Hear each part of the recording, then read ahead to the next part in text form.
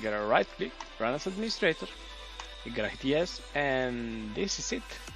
You got here the HWID Spoofer. As you can see, this is a free software. If you paid for this spoofer, you can't. So yeah, pretty much it, guys.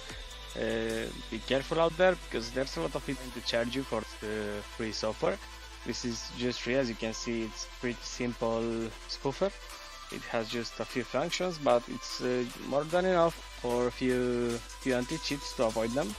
So yeah, as you can see, we can spoof already. It's done. The PC name and product ID, and yeah, please be patient depending on PC, blah blah blah blah blah. As you can see, this is all you're gonna need. Let's spoof, I don't know, the PC name. Sorry. And we hit enter, and it will instantly go back. That means that it's done. It's good.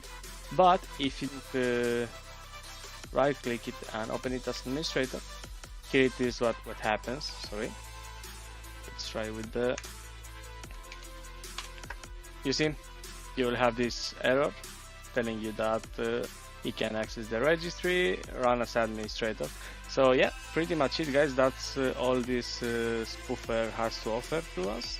And yeah, as I said, pretty simple one, but pretty useful. It works very nicely.